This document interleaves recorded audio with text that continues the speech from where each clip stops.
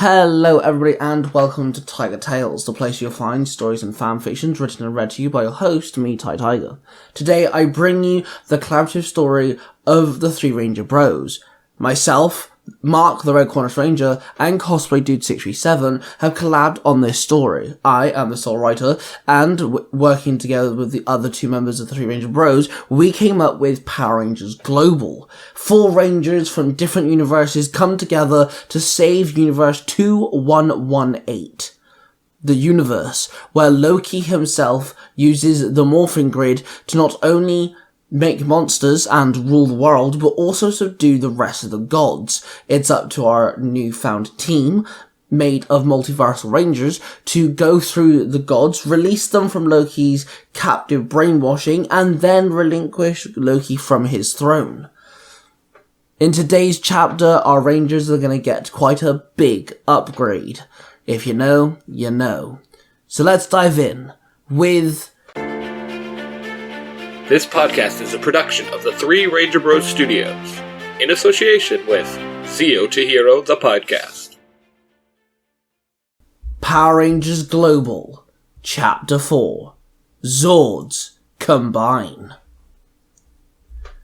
Brohan had hid himself in his office for 2 days straight, not letting anyone in. The 4 boys and Himiko stood there staring at the locked door. "I'm telling you, it's been 2 whole days," Lip muttered. Maybe he is just busy. Himiko barked. Has he done anything like this before? Eric asked. You guys are aware he owns the place, right? And he's a grown adult. Mark said sarcastically. He's a bit of an odd one. Elias sighed. Himiko rolled her eyes and walked up to the door and knocked on it. Loki sat there on his throne. The prisoner cage sat to his left. The city of gold and clouds in front of him. Nephis teleported into the throne room with something in her hand wrapped in a brown cloth. The throne room... Really? You're sat in here? Nephis sighed. Fine. The Room of God Treasures is fantastic, by the way. I found this that you wanted, Nephis said with glee. She tossed the thing to Loki, who caught it. "Don't be so reckless, you fool! This is a very powerful tool," Loki barked. "What is it?" Nephis asked. Loki unravelled the cloth and revealed a human skull, with a few cracks in it. As Loki grasped the skull, it started emanating a black energy. This is the Nega skull. When it had a living brain inside, it belonged to a Nega Ranger. One of the very first, actually. And now, I'll use it to turn those idiots into purebred monsters. Minions of my army. Loki chuckled, pointing to the cage of locked-up gods. "Go on then, turn that hippo thing into a monster. Make it get rid of those ranger brats," Nephis grunted. Loki clicked his fingers, and the hippo was dragged out of the large cage by a few of the mummies. She was the god Tarouet, and she was the goddess who was worshipped by those who lived in Egypt. She was protected those that are mothers and children of Egypt. "You'll grovel at the feet of the gods if you think," Tarouet started, but Loki waved his hands and a belt formed around the hippo's mouth, silencing the goddess. Loki aimed the skull at the hippo-looking goddess and its opened mouth and sucked in Tarouet into it. Tarouet was nowhere to be seen. The mouth closed and the skull started glowing again and shaking uncontrollably. Then the skull opened its mouth and shot out a blast of red and black energy. The red and black energy hit the floor and formed into a monster that stood before them. The monster still had a hippo head, but she now resembled a pregnant woman, covered in black armour. She had a blue line of paint down from her shoulders going across to her waist, which symbolised a flowing river. "I am Mother Nancy," the monster growled.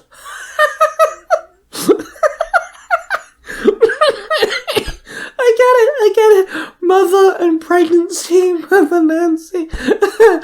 Sorry, that's funny. Nephis cackled. "Shut it," the monster barked.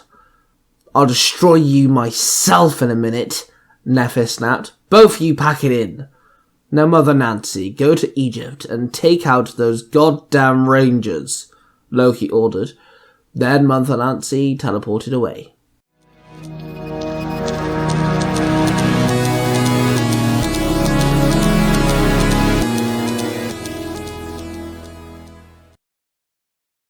Hey, listener. This is a not paid for product placement for the Zero to Hero podcast. What do you If mean you not definitely paid? like what you're listening to now, come on over to the Zero to Hero I'm gonna keep my podcast. lights on. Just Anywhere you want to be able to find your podcast the at, trash bills like due Apple next week. Podcasts, What the- Spotify, Amazon Podcasts, How the and hell Google am I gonna keep Podcasts, my which God still a little boys in weird. for the next 2 weeks? All Come the on over pre-orders are and starting enjoy to yourself drop. and listen to Billy and myself bicker, argue, and, Speaking well, of the fight dog, about a lot of no things, goddamn as dog we are food the for bulk the and next skull 2 of weeks. podcasting. How the hell am I Good going luck to out there, and welcome back to the show.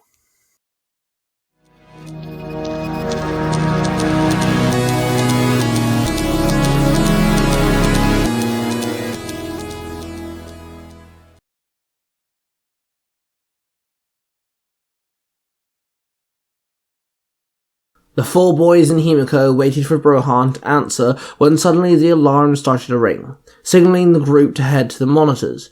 They ran into the room and watched as they saw a monster attacking the hospital. We better go now. Himiko barked. Agreed. Mark nodded. Then they all teleported away. They teleported into the hospital car park as they saw a hippo-like monster throwing a car into an ambulance. I come for the children. The monster growled. Never thought a monster would steal children. Eric said confused. Hang on. There is an Egyptian goddess who protects mothers and children? She's depicted as a hippopotamus? Himiko said, pointing at the monster's hippo-shaped head. Wait, are you saying this thing is related to a god? Lip asked. Loki has most of them in prison. Who knows what he's doing to them? Himiko sighed. Guys, fight monster now. Be book geeks later. Elias hissed. Eli is right. Mark barked as he took a step forward. It's morphin' time! Mark called out. Mark held out his Cornish power morpher, and it popped open. Kono bis ficken! Mark called out. Then the morpher dematerialized, leaving the coin floating there. Mark then morphed into his ranger suit. His helmet formed over his head. Then the coin started spinning and it flew at Mark, hitting Mark in the chest. The coin shattered, and Mark's Cornish chest shield formed around him. Mark had morphed into the red Cornish Ranger. Eric held out his fist. His green Celtic ring started to glow. Now you're not, Kilchuck! Eric called out. Then he held up his fist into the air and suddenly a Celtic rune formed above him. He then lowered his arm and the rune lowered itself down and it phased over Eric, his ranger suit forming over him as the rune descended down. As the rune touched the ground, it vanished. Eric had morphed into the gold Celtic Ranger. Elias pulled off his necklace and crushed the crystal in his hand. The energy that came from the crystal formed into a sword sheathed in its shield. Elias grabbed the handle which extended from the top of the shield and pulled the sword out and held it up to the sky. The Odenskraft Volven Veda. Elias called out. Then the blue energy seeped out of its blade and it formed around him. Then the energy formed into his ranger suit. His horns grew from his helmet as he sheathed his sword. Elias had morphed into the blue Viking Ranger. Lip held out his arm. Ra appeared behind him and sunk his talons into his forearm. White veins rippled through his wrist and a wristbound morpher appeared in the shape of a falcon head. Lip then held out his black crystal scarab, its wings opened and the key extended. He then opened the falcon's mouth and placed the key inside and then closed the mouth down. Capra! Lip called out. Then the falcon eyes started to glow and the energy wave pulsed from his morpher and it wrapped around Lip's entire body, forming into his ranger suit. Ra, the god of the sun, then merged into Lip's body and his helmet formed around his head. Lip had morphed into the white Egyptian Ranger of Ra. The red Cornish Ranger ran at the hippopotamus monster with his power lance in hand. He spun in and around and started to slash it in several places As he spun the lance round, the monster punched the Red Cornish Ranger in the chest and sent him flying back. The Ranger of Ra extended his wings, lifted himself into the air, and caught the Red Ranger. The Gold Celtic Ranger summoned his Celtic Javelin and threw it at the monster. She opened her huge mouth and the javelin flew into her mouth and she swallowed it whole. Food for my child? The monster said softly. Did she say child? The pink Japanese Ranger asked. Didn't you say she protects mothers and children? The Gold Ranger asked her. Are you saying that this thing is pregnant? The Blue Ranger said questionably. The hippopotamus monster then slammed her fist on the ground, and suddenly the car park slowly began to fill with water. Within seconds, the water had risen up to their knees. Great! One thing after the other, the Ranger of Ra snapped. The Blue Viking Ranger looked around, then pointed to a few parked ambulances. Get up there. I got an idea. The Blue Viking Ranger demanded. Everyone listened and pushed through the water and climbed onto the ambulances, standing on top of them. They turned to the monster, who waved their hand and sent bullets of water at them. The pink Japanese Ranger summoned a bundle of pink petals that shifted in shurikens, and then she kicked them at the monster. The Red Cornish Ranger summoned his power bow and started shooting arrows at the monster. The Ranger of Ra took flight, spun around, and fired silver feather blades at the monster as well. The hippo slammed her hands on the raising water, and the splashback formed a wall of water which blocked all the incoming fire. Suddenly, the sound of screaming came from the second floor of the hospital behind them. The Ranger of Ra flew up, looked through the window to see mummies trying to steal children from the nurses. She's got mummies, trying to steal babies in there, the Ranger of Ra barked. Give me a boost. I will handle them. The Gold Celtic Ranger ordered. The Gold Celtic Ranger summoned his javelin and held up in the air. Then the Ranger of Ra grabbed the other end and pulled the Gold Ranger up. He spun the Gold Ranger round and let go, throwing the Gold Ranger through the window. He smashed through, landed on the ward, and the mummies clocked him and tried to wrestle the nurses out of the way. The Gold Ranger then jumped in and stabbed one of the mummies, making it drop to the ground. Then he blocked an incoming strike before kicking the mummy back. He then jabbed the mummy several times before tripping it over. He then slammed the tip of his javelin into the mummy, destroying it. Then he saw one of the mummies snatch a baby and try to run off of it. The Gold Ranger then ran after it. He threw his javelin. The javelin hit the mummy in the back. The Gold Ranger slid across the floor and held out his hands and caught the baby. Easy now, little guy. I got you. The Gold Ranger said softly. Then he handed the baby to one of the nurses. Then he retrieved his javelin and hopped back out the window and landed next to his team, who kept throwing attacks at the hippopotamus monster. Talk to me, guys. The Gold Ranger said. Elias is still somewhere, and this thing is deflecting all of our attacks. The pink Japanese Ranger replied. Someone say my name? The Blue Viking Ranger called out. Everyone looked over across the car park and saw the Blue Viking Ranger standing on the water with his sword glowing. Sorry, this bit always takes a minute to charge up, but it's worth it.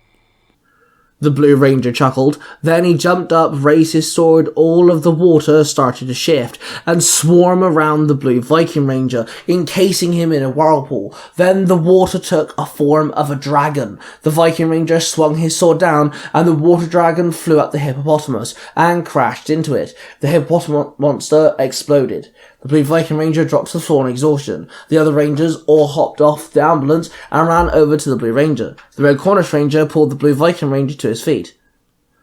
Dude, nice move, the Ranger of Ra said. Yes, it was impressive. But next time, warn us. Yeah? The Red Cornish Ranger sighed. Yes, boss. Sorry. Spur of the moment kind of thing. The Viking Ranger nodded. Guys, something is going on. The pink Japanese Ranger called out, pointing to the remains of the hippopotamus monster. There her baby hippo monster laid. It started crying and wailing. Then it suddenly doubled in size. Then again. Then in a blinding night, another hippopotamus monster stood there, but this time it was gigantic. Now what?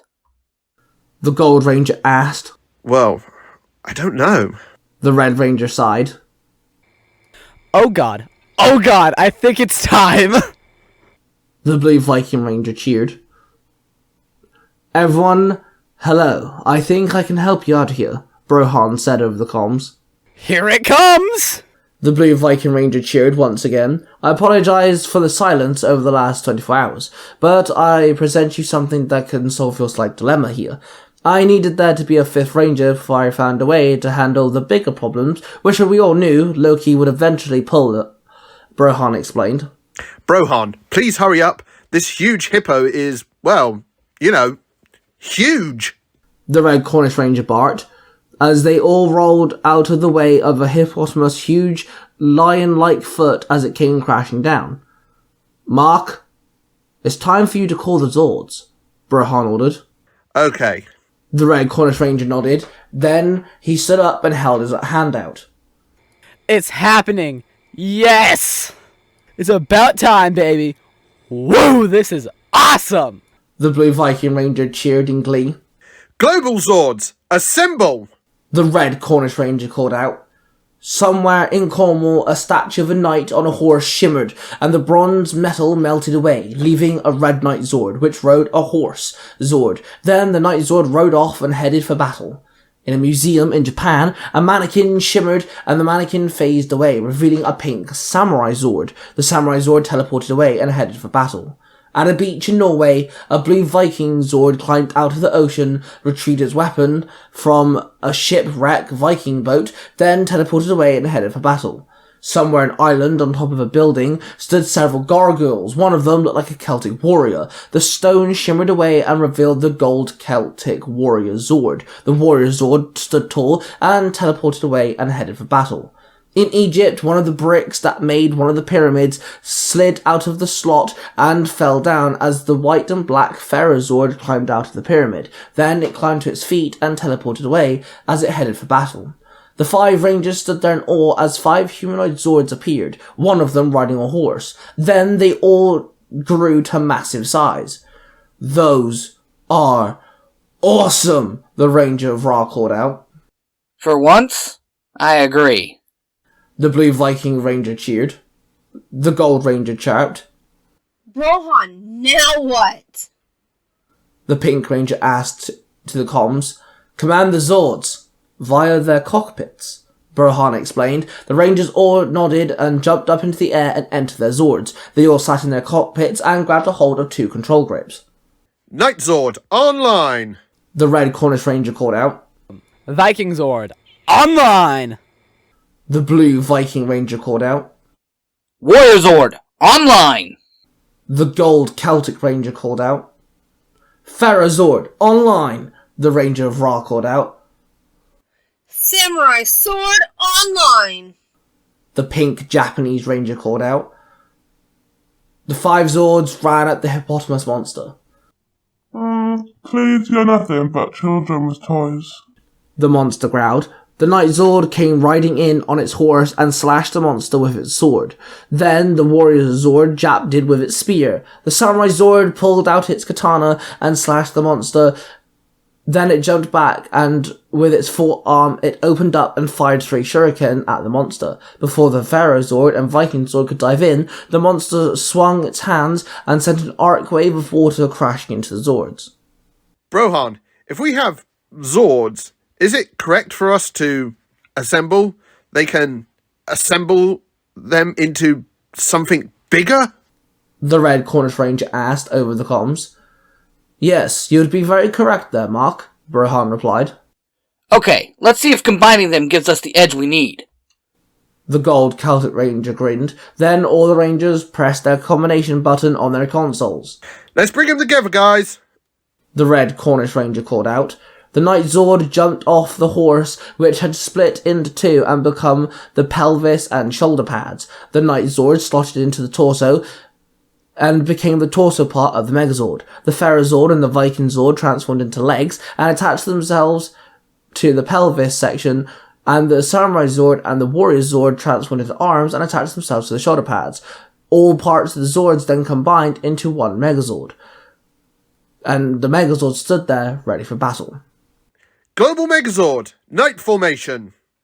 The Red Cornish Ranger called out. The global Megazord stood there with the two-handed knight's sword in hand. It bolted forward and stabbed at the monster. The hippo ended its up, rolling over, then opening its mouth and tried to bite onto the sword. As it went down its throat, the Megazord raised its knee up and kneed the monster in the chin, then slammed its elbow down on the head before pulling the sword out of its massive mouth. Then it slashed the monster several times. It then kicked the monster back. It raised the sword, which started to glow white, then it swung the glowing sword down and slashed the monster. The monster stumbled back and blew up once again, leaving the global Megazord to stand victorious. The Rangers all landed on the ground and demorphed. Everyone high-fived and cheered as they looked up in awe at their new Megazord. Good job, Rangers. I'm glad you approve of the Megazord.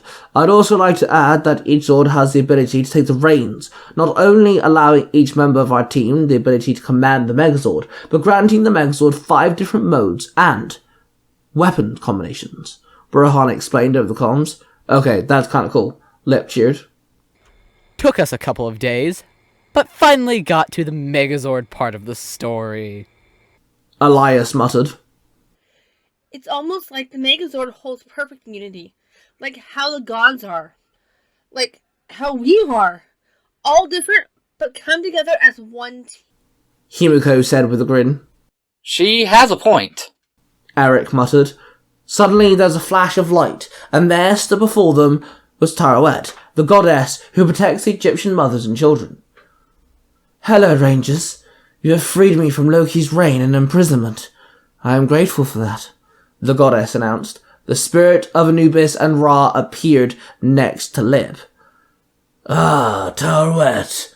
Glad you're okay, Ra replied. Can you tell us anything about what Loki's up to? Himiko asked the goddess. I am afraid not. My memory seems hazy. Like a fog, it hides the memories of the cities and clouds, Tarouet told them. You must be staying hidden until we can free more of the gods from Loki's reign, Anubis told her. Wait, you two think we can free more of them? Eric asked the gods. Yes, we do. Ra nodded. Looks like we have a plot and a plan, Elias said under his breath. I'm glad we have figured this out, but we still don't know what Loki's overall plan is. Mark sighed. I bid you farewell, Rangers. I must protect the mothers and children of Egypt now, Tarouet said with a bow. Then she phased away and disappeared like she was never there. Turning gods into monsters. That's a new type of low, Eric grunted. I hate to say this, but we're still in the dark here, Lip sighed. We managed to free one of the gods. It's only one, but it's a start. Mark told his team. Then they all nodded and headed back to the museum and Library of Ancient History to tell Brohan of the recent events.